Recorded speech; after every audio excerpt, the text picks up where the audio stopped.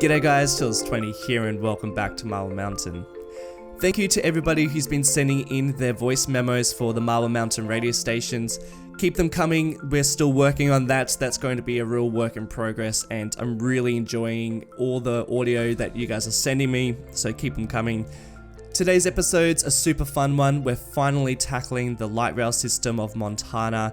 And we're going to be working on this over the next few weeks, or at least the next few episodes, starting with the green line, which we're going to look at right now. This is a line that's going to stretch from Callaway Beach all the way to Central Station. We're going to start work on it at Callaway Beach and then follow it to Arcadia, a suburb that I haven't developed yet, but it's going to be a fairly small neighborhood sitting mostly underneath this interchange. Mostly commercial and industrial. It's going to be a bit of a mix of the port and some suburbs, but it's going to be fairly small, a little bit run down, but it does have its own light rail station. Next is Stanley Street. This is in between Moore Heights and Belmont. It's probably going to be one of the more busier stations because it's in between 2 to 3 suburbs. Next stop is Museum, which will also act as an interchange between the two light rail networks that we're going to be doing. I'll talk a little bit more about that later. Then we're going to have a smaller stop called Casino. This is pretty close to the downtown, but it's mostly for tourists or just people visiting the casino. The next stop is unnamed. I don't really know what to call this one, so if you've got any ideas, hit me up. And then the last stop will be Central Station, which will also connect up to the yellow line, which I plan to extend out to the airport, which will be out this way. But that's not until the next episode. And speaking of the next episode, we'll also work on the blue line, which will stretch from this unnamed beach, which I kind of imagine will be a bit of a Venice Beach / Santa Monica. That'll then stretch past Spartan Stadium and the entertainment center, across the boardwalk and finish in this pretty beautiful suburb over here. They're the networks so far, and I'm most probably just going to leave it at that because I mean, it's not a huge city we're talking about. It's fairly smallish, and I think it connects up enough suburbs so that people can get around. But let me know what you think in the comments below. We obviously working on them over the next couple of episodes. Now, the reason why I'm not saying over the next couple of weeks is because next week, well, I've been teasing it for a fairly long time, but next week, next Saturday, you'll be watching my very new series. And the teaser will be dropping early this week, so look forward to that. Oh man, I am so excited to show you what I have been working on. It's honestly going to probably take a lot of you by surprise. It's nothing what you guys are expecting. No one has guessed what I am building yet. A lot of people have been saying, oh, it's going to be an American city, it's going to be a European city. It's actually going to be neither. So yeah, get ready to be shocked. It's going to be pretty different, and hopefully it'll be of somewhat interest. And I guess the reason why I'm not doing a European or American city is because, well, I've kind of got American cities already going, and you know, this is sort of based around America, and Springwood is obviously based on LA, and I mean, and so is Marble Mountain. But yeah, and Europe and a European city, I think there's enough people doing European cities, and they're doing them so well that I don't think I could possibly do them quite as well as they are. Instead, I'm going to be tackling a series based in another country that really takes my interest, and that is all I'm going to say for now. So, first station we're working on today is going to be Callaway Beach, and this station is sitting in the middle of a highway, which makes a lot of sense so that we don't actually take up some prime real estate in it. And I actually think that these sort of stations are awesome. I know I've talked about them quite a lot before, but I really do love these types of stations. You might also notice that I'm using some non-vanilla assets. A lot of people have been suggesting that I stop being so stingy on the workshop assets and maybe download a couple of more custom ones. Yeah, I've been sort of putting it off a fair bit, but I thought, you know what, since as a light rail system's going to be so extensive and what I plan to be really quite detailed, and I plan to do quite a lot of trips along it in some cinematic videos, I figured I'd download a couple of custom assets. So what I've downloaded is I've got the Instead of using the vanilla light rail roads, I'm using ones by Klus or Klus, however you pronounce it. And that also comes with a custom train station, and I've also got a shelter too. So I've actually only downloaded 3 extra things. But I think those 3 extra things add a lot, and yeah, I think it adds so much more. Something else you might have noticed me do is I've placed a tunnel at the end of the station, and there's a full loop that the train does, and then it comes back to the station. I've done that so that the the light rail act in a more realistic manner.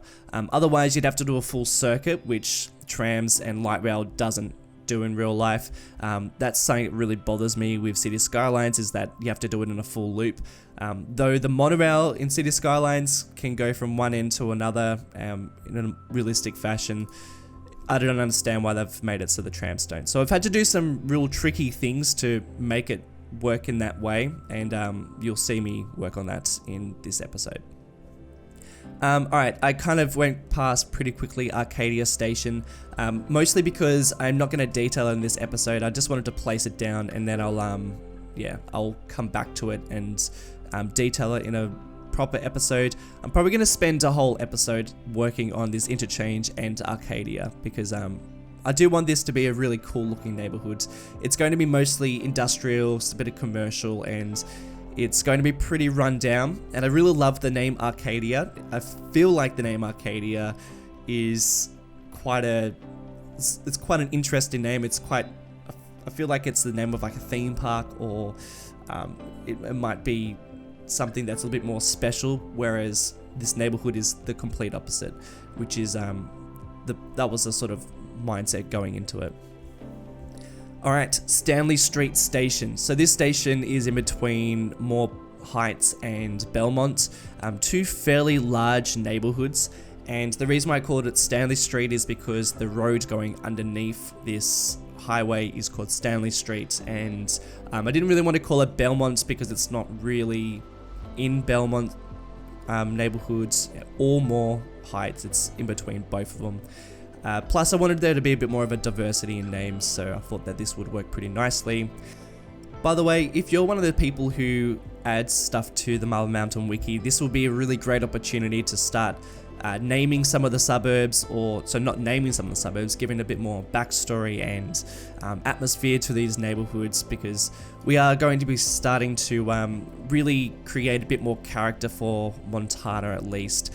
Now that we're starting to figure out exactly how everything works together, what each suburb is like, and what each station is like as well. So, there might be a bit of history behind each of these stations. Yeah, definitely go and hit up the wiki if you're one of those people who adds to it. If you haven't checked out the wiki, by the way, it gives you a really good idea of the different suburbs and the different places in Marble Mountain, including a bunch of radio stations that we started creating in the last episode. It's really quite amazing. For this station, I wanted it to be quite detailed, so it was a little bit trickier to work with, just given the height difference and given the gaps that were created by some of these assets. I'm using these retaining walls that I use quite often. They're so versatile, and they work really nicely just to cover up a couple of the gaps that are created when building some of these stations. They also work really nicely as sound barriers too. You can get really nice sound barriers on the Steam Workshop, but these work pretty well. I'm also trying to create slight differences between each station so that they've got a little bit more character. Some of them will be almost identical, but then others will be a little bit different. So this one will be a bit different to Callaway Beach Station, and Also, when I first started creating these, I got really worried that nobody, because obviously there's no trains running at this stage. It's not until I finish all the lines that I finally see some trains starting to come, and when I did press play, nobody was actually getting to these stations. And the reason why nobody was getting to them is because I forgot to drag a footpath up to them. But they work so well, and even those shelters that I have on either end of the station, they're meant to be stairs going from the ground level to the station. And yeah, off camera I drag a footpath network underneath those stairways, and you can actually see people walk up those stairs, and they enter and leave the station through those shelters. It looks so damn good. It looks really, really cool. You'll be able to see that in cinematics. The cinematics are awesome. I kind of take on a bit of a train ride from one end of the city to the other. Also, I'm having mixed feelings about the current light rail trains that I have. So a bit of a voice break there. Yeah, I don't know. I feel like I want more of a train-esque train, if that makes sense. Whereas the ones that I'm using at the moment feel a bit more like a tram. I would really like it to be a bit more reminiscent of maybe the trains that are in, well, the metro that's in Los Angeles, but I would love it to be a bit more unique. Now, I know a few of you who watch my channel actually create assets for the workshop, so if anyone's interested in creating a custom Marble Mountain train, hit me up. That would be incredible. Now that we're going to have a pretty extensive and detailed train line, I think we probably should use a custom one. But look, I'm not going to create it. It's all up to you guys. Otherwise, the ones that I'm using are still quite nice. I do like it, but I think something custom or something a little bit bigger, a bit more train-esque would be pretty good. So this next station we're working on is called Museum. That I'm pretty sure that's an art gallery by default, but I'm calling it Museum because I think we need a couple more museums in Marble Mountain, so I'm going to call that art house looking building a museum. There's also going to be an interchange here, so you can switch lines between the blue line and the green line. I don't mind what I do here in terms of detail work, but I think I might come back and redo it just a touch because I don't think it's, I don't know, let me know in the comments. I think it's alright, but I think it could be a little bit better. But yeah, what I wanted it to look like is I wanted there to be some shops and a little bit of a parkland and just an area where people can, you know, buy something or pick up something on their commute to work.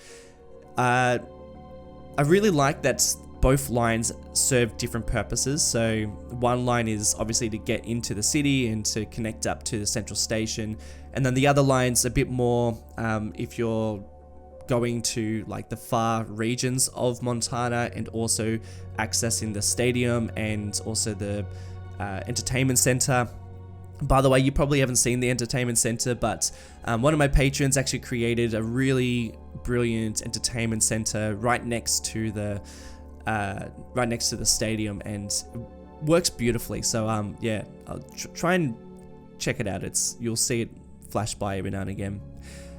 I'm also using another custom asset. These are just platforms that I picked up from the workshop. They're props, but they just create a little bit more of a train platform, whereas before I think the vanilla ones are just a little bit too small, and I don't think they match up exactly to what I want to achieve in this city.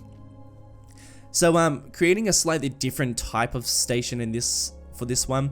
This one's on a curve, which I really love the fact that you can create stations on curves. Klus or Klus, or however you pronounce his name, has just done such a great job with this network. I know Prez is also using this in his new series, and they're just beautiful. I think they're a really great network. And with the angle of this station, with the curviness of it, I had to try and be a bit clever with how I created the stairway. I really like this underground, well, this underpass walkway as well, and just creates a little bit of difference with the station. I was trying to figure out the best way to detail these with the vanilla assets that I have, and it's really quite tricky. So these shelters work quite nicely. I think there might be trolley shelters. I believe they're trolley shelters. I use these quite a lot. They're pretty much the only type of vanilla shelters that exist, with a rooftop over the top, and plus you can raise and lower them to however you like.